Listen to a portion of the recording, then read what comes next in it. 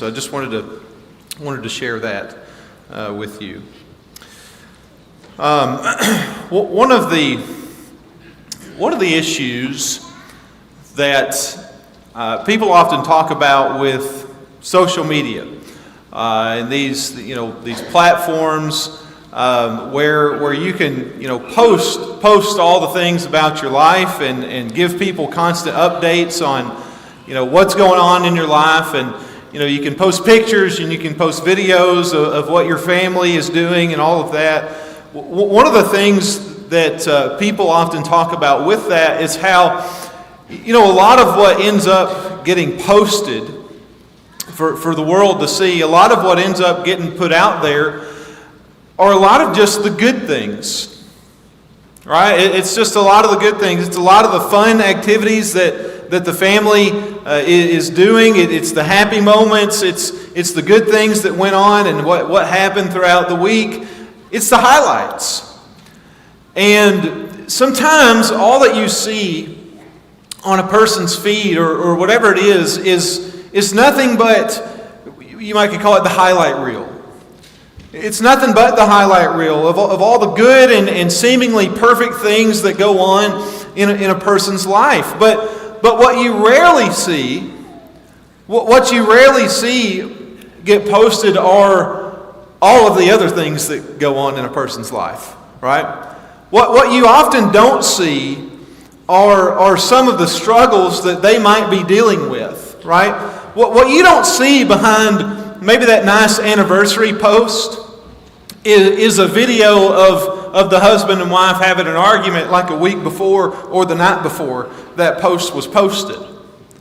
Right? You don't see that, do you? What you don't see behind the pictures of the nice family vacation that this family just took down to Florida or whatever is actually the financial hole that they're in, and they actually couldn't afford to go on that nice vacation. That's what you don't see. What you don't see behind the nice new profile pic and behind that smile on the profile pic is actually all the pain and the stress and the anxiety that person is actually dealing with in their life. You don't see that. For a while now, we've been talking about discipleship. We've been talking a lot about discipleship, and you know what? When it comes to discipleship, when it comes to trying to live like Jesus, it ain't always roses and rainbows, is it? It's not. Sometimes, when people think about disciples of Jesus, or they think about Christians, or they think about religious people that follow God, they may think that those people who follow Jesus have it all figured out. And they may think that because someone's a Christian, they've got all their ducks in a row, life is perfect, they may not struggle with the same stuff that everybody else struggles with. They got this holy life that they live, and all things are just prim and proper, and they've got their church family, and all things are good and nice for them. That because they follow Jesus, they probably don't ever sin, and they probably don't ever struggle with temptations, and they don't struggle with hardships in their life. Some people may think that about Christians, people who are trying to be disciples. But if you're a Christian, you know as well as I do that that's pretty far from reality, isn't it? Far from the reality of being a Christian.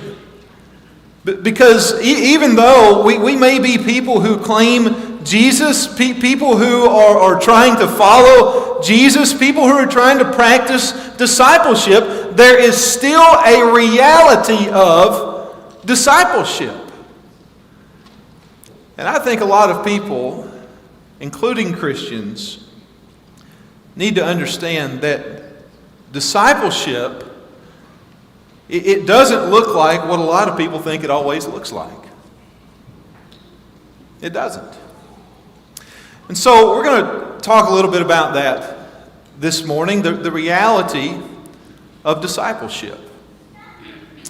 Most of the New Testament, pretty much from like Acts to Revelation, is written to Christians about how to live this Christian life. I mean, there's plenty that's written about what to do and how to handle things like our anger and how to deal with our speech, or how we should be and how to act and how not to act and all of that. And the fact that there's so much written about it says to me that discipleship is a very real battle then.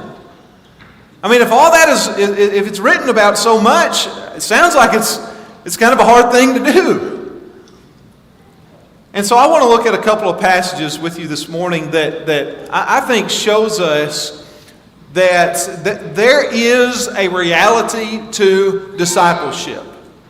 Okay, that following Jesus is hard, and that it's not always an easy thing to do because there are still real internal struggles that real people deal with, even while being a Christian and trying to be a disciple that follows Jesus.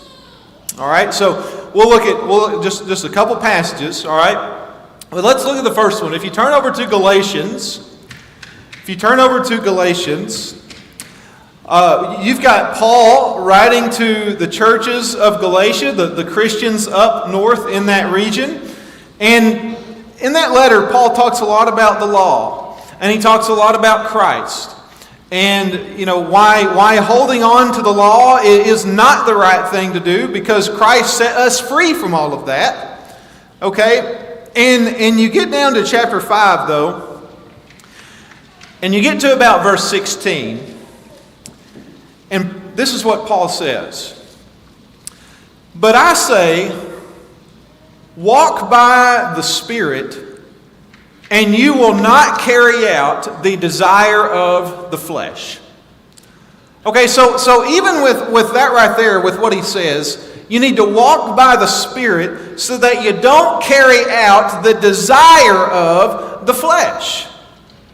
Which means that within each of us, even though we may try to walk by the Spirit, those of us who are Christians, there is still this desire. There's still the desire there to do things according to the flesh. It's still there. Even in verse 17, he says, the flesh sets its desire, against the Spirit. And the Spirit against the flesh. For these are in opposition to one another, so that you do not do the things that you want. Folks, with discipleship, there is still a real battle going on between the flesh and the Spirit.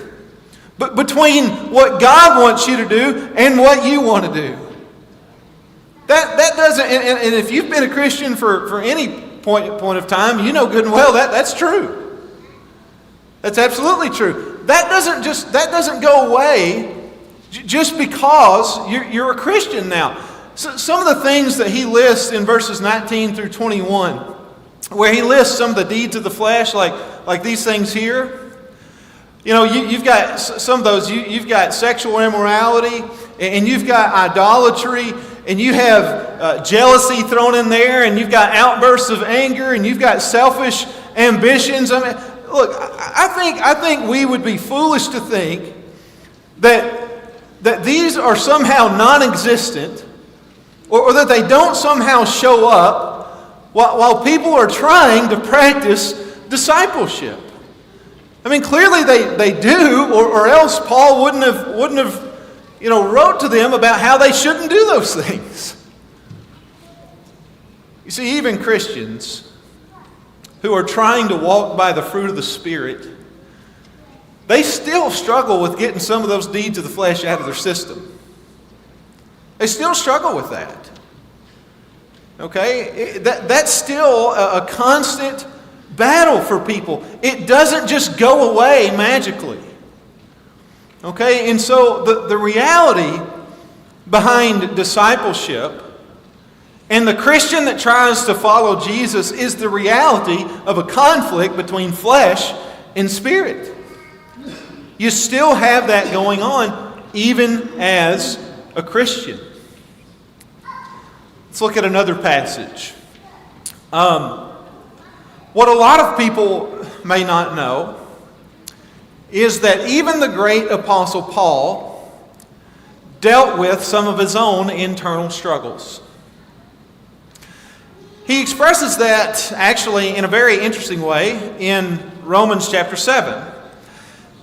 And I think this gives us some great insight into the reality of the struggle a person can have who tries to follow Jesus. Okay, I think this really does even sum up how a lot of Christians feel. Okay, in Romans chapter 7, he goes on to say some things about the law of Moses. And he talks about how through the law came the knowledge of sin. And that once he was alive apart from the law, but when the law came and when he became acquainted with God's law, well, that made him aware of his faults. Okay, and so now he dealt with this struggle to not sin. All right, look what he says in verse, it's kind of a longer reading, 14, I hope you can see some of that. 14 through 25. Now, I've pulled this is the New Living Translation. It's not a translation I pull from all the time, but hey, that's why you date all of them and you're not married to one, okay? So, and if you know this passage, you know that it's kind of a little choppy, a little wordy for Paul, because it's kind of confusing in other translations. So that's why I pulled it from here. So anyway, but just listen to what, this is the Apostle Paul, listen to what he says and what he talks about. He's talking about himself. Listen to this. He says, so the trouble is not with the law. Okay, he had just been talking about the law. He says the trouble is not with the law, for it is spiritual and good. He says the trouble is with me, for I am all too human, a slave to sin. I don't really understand myself, for I want to do what is right, but I don't do it. Instead, I do what I hate. But if I know that what I'm doing is wrong, this shows that I agree that the law is good. So I'm not the one doing wrong. It is sin. It is sin living in me that does it. And I know that nothing good lives in me, that is, in my sinful nature. He says, I want to do what is right, but I can't. I want to do what is good, but I don't. I don't do what... I don't do... See, I can't even read it right in this one. I don't want to do what is wrong, but I do it anyway. But if I do what I don't want to do, I am not really the one doing wrong. It is sin living in me that does it. I have discovered this principle of life, that when I want to do what is right, I inevitably do what is wrong. I love God's law with all my heart. But there is another power within me that is at war with my mind. This power makes me a slave to the sin that is still within me. Oh, what a miserable person I am. Those other translations say, what a wretched man I am. Who will free me from this life that is dominated by sin and death? Thank God. The answer is in Jesus Christ, our Lord. So you see how it is. In my mind, I really want to obey God's law. But because of my sinful nature, I am a slave to sin.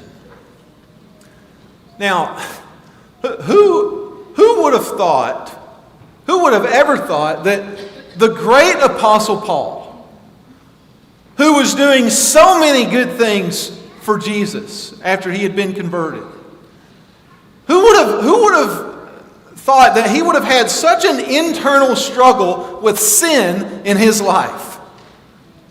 That behind all of the preaching about Jesus and behind all of the ministry work that he was doing in planting churches and appointing elders and strengthening disciples and just flat out laying his life on the line for Christ, who would have ever looked at him and thought, you know what, I bet that dude struggles with sin? No. I'm sure hardly anybody thought that about him. Maybe the ones who were closest to him, maybe Luke or someone. No, hardly anybody would have thought that. But apparently it was a present and ongoing struggle that he dealt with. And folks, this is what we're talking about. The reality of discipleship. And sometimes that reality is that people still struggle with sin in their life, even while trying to do the best that they can to live and walk for Jesus. The reality of discipleship is that sin is still a struggle to deal with. And I think everybody needs to understand that. If you're not a Christian, you need to understand that. If you are a Christian, you need to understand that. I think it can settle the mind of a Christian when they fail, and I think it can correct some misconceptions to the non-Christian about this life that Christians live. Everybody needs to understand that. But you know what? In a lot of the same ways that Paul dealt with some of his struggle with sin, that still goes on in the lives of Christians today. There may be someone that knows about a person that prays a lot. They may know of someone that studies their Bible all the time, or they see a person who is extremely evangelistic and outgoing, or they may know someone to be the best encourager they could ever meet, the best preacher they've ever heard, the best shepherd they've ever known to lead. And even though they may see those good things in those people and think they're just these great disciples of Jesus, and they may be. But what they may not see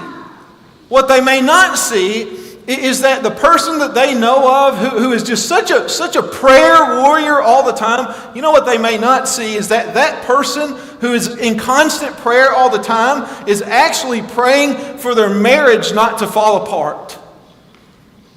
And they're constantly praying that God would somehow help them save their marriage. That's what they're always praying about, actually. Or the person that they see that might always be studying their Bible they're actually trying to find answers in the Bible because they're facing a lot of trials in life right now, and they're really having a hard time at the moment figuring out how God could allow such a thing. Or maybe they're trying to figure out how to deal with some particular sin in their life. And every time they open up the book, they're confronted with their sin again and again. What they may not see behind the person that they know of who is just such a great and wonderful evangelist, and they bring all these people to the Lord, is how actually inside they're terrified to speak.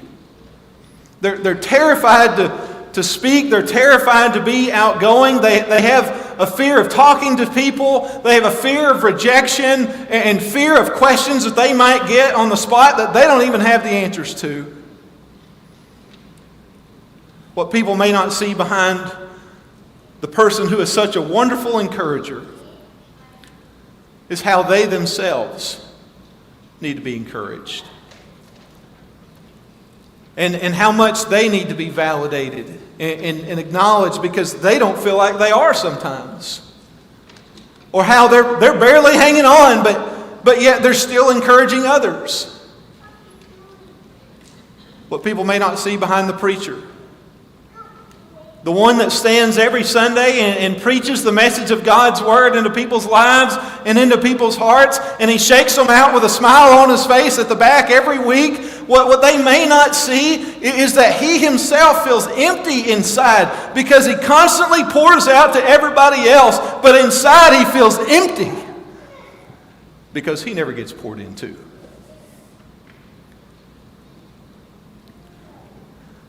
Or he struggles because he tries to lead everybody else, and he tries to teach everybody else about how to live and how to live this Christian life, but even he himself struggles with being above reproach. They may not see that.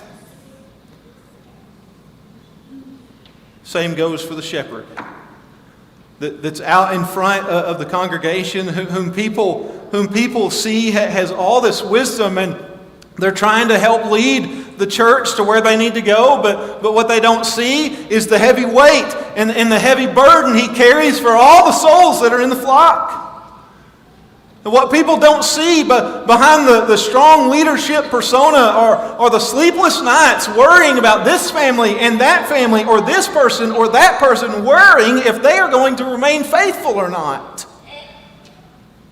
What they don't see is the stress he is under because of some information that has come to him that nobody else in the congregation will ever know about. Or even just the feelings of inadequacy he feels sometimes to lead. They don't see that. What a lot of people don't realize, and what they don't see behind the person who is trying to follow Jesus with everything they have, is the reality of discipleship and all the failures and struggles that come along with it. They don't see that disciples still battle things like discouragement and doubts and sins. They may not see the present struggles that are there. But I'll tell you what, they're very real. And following Jesus is hard, to put it quite simply. It's hard. Very hard. And it ain't for everybody. And I think it's unrealistic to think that disciples don't struggle with their emotions, or they don't struggle with their actions or struggle with temptations. It's unrealistic to think that disciples are perfect people who perfectly follow Jesus all the time. Because you know what? That's not true. We are people that struggle. And you know what else we struggle with? Letting people know that we struggle.